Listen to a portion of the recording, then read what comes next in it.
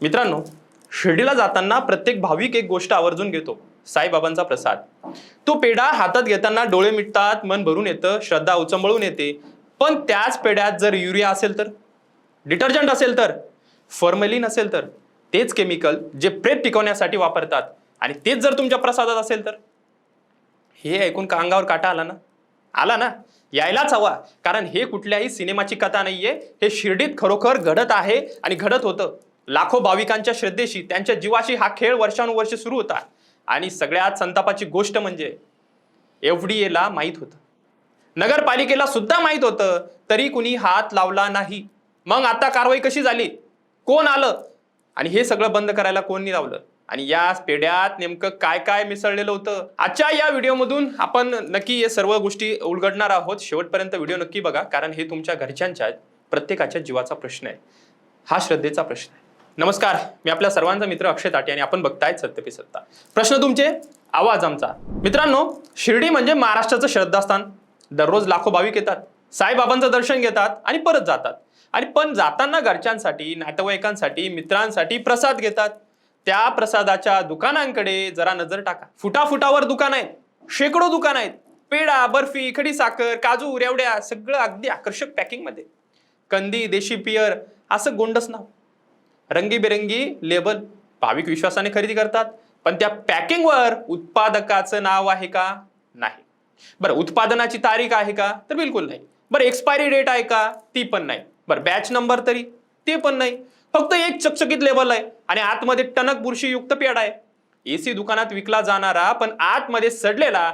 शेकडो तक्रारी आल्या होत्या एफडीए कडे. तोंडी तक्रार, लेखी तक्रार, वेबसाईटवर तक्रारी. पण नगरचा एफडीए विभाग हा झोपलेला होता. शिर्डी नगरपालिका झोपलेली होती, कारण हे सगळं झोपेचं सोंग घेत होते आणि त्यांची झोप कृत्रिम होती आणि नाटकी होती. आता सांगतो, या पेढ्यात नेमकं काय असतं. 1 किलो शुद्ध खवा तयार करायचा म्हणजे 4 ते 5 लिटर दूध लागतं आणि आटवावं लागतं. 6 ते 8 तास आटवावं लागतं. वीज लागते, गॅस लागतो, ट्रान्सपोर्टेशन लागतं, डीलर, सब डीलर सगळं धरलं तर 1 किलो खवा हातात येईपर्यंत किमान 600 ते 800 रुपये लागतात. हे साधं गणित आहे. पण बाजारात खवा मिळतो 200 ते 300, 400 रुपयांना. हे कसं शक्य आहे हो? शक्य आहे जेव्हा त्यात दूधच नसतं. स्वस्त क्रीम, मिल्क पावडर घ्यायची, त्यात पाम तेल घालायचं, घट्ट पेस्ट तयार करायची, वर पांढरा रंग टाकायचा, हुबेहूब खव्यासारखी दिसणारी ती पेस्ट. त्यात मैदा घालतात, स्टार्च घालतात, शिजवलेले बटाटे घालतात, रताळे घालतात, म्हणजे वजन वाढवतात त्याला. आणि तो पेढा जास्त काळ टिकावा म्हणून त्यात टाकतात युरिया, डिटर्जंट पावडर, फॉर्मॅलिन, तेच केमिकल जे मुर्दा घरात प्रेत टिकवण्यासाठी वापरतात. हो, तेच विष. आणि शरीरात गेलं की स्लो पॉयझन सारखं ते काम करतं. आपण जे खातो ते हळूहळू आतून किडनी, लिव्हर, पोट सगळ्यावर परिणाम होतो. आणि हेच विष साईबाबांच्या प्रसादाच्या नावाखाली तुम्हाला आम्हाला खायला दिलं जात होतं.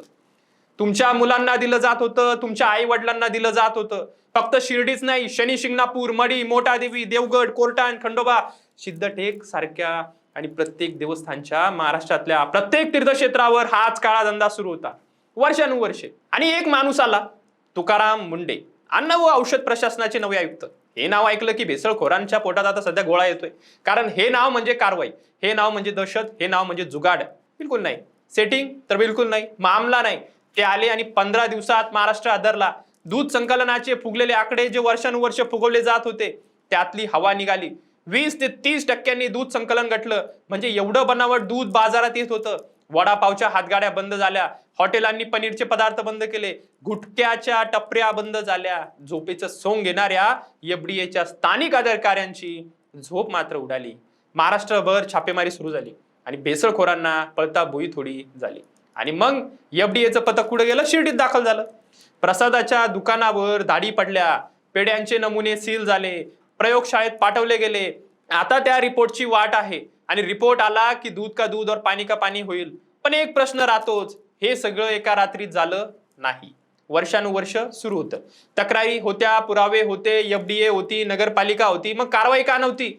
कारण व्यवस्था विकत घेतलेली होती, अधिकारी पाळलेले होते. भेसळखोरांचं आणि बाबूंचं साटेलोट होतं. श्रद्धेच्या नावाखाली हा काळा धंदा सुरक्षित होता, कारण धर्माच्या नावाखाली कुणीही प्रश्न विचारायला धजावत नव्हतं. पण आता हे सहन होणार नाही. साईबाबांच्या शिर्डीत त्यांच्याच नावाच्या प्रसादात विष मिसळणाऱ्यांना कायद्याने पकडलं पाहिजे. कठोर शिक्षा झाली पाहिजे. FDAने फक्त शिर्डीच नाही, शनी शिंगणापूर, मढी, सिद्धटेक आणि प्रत्येक ठिकाणी जिथे जिथे तीर्थक्षेत्रावर कारवाई करावी. साईबाबा संस्थांच्या लाडू प्रसादातील तुपाची ही तपासणी व्हायलाच हवी. हे भाविकांचा हक्क आहे. मित्रांनो, श्रद्धा ठेवणं चुकीचं नाही, देवस्थानांना जाणंही चुकीचं नाही, पण आंधळेपणाने प्रसाद घेणं आता परवडणारं नाहीये. पुढच्या वेळी शिर्डीला जाल, कुठल्याही तीर्थक्षेत्री जाल, प्रसाद घेण्यापूर्वी पॅकिंग बघा. उत्पादकाचं नाव आहे का, एक्सपायरी डेट आहे का, नसेल तर घेऊच नका ना. कारण त्या पेढ्यात काय आहे असं की ते खाण्यासारखं हे आता तुम्हाला माहित आहे. आता मी जे तुम्हाला सांगितलं, तुकाराम मुंडे सारखे अधिकारी येतात, कारवाई करतात, पण ही लढाई फक्त त्यांचीच नाहीये, ही लढाई तुमची आमची आहे.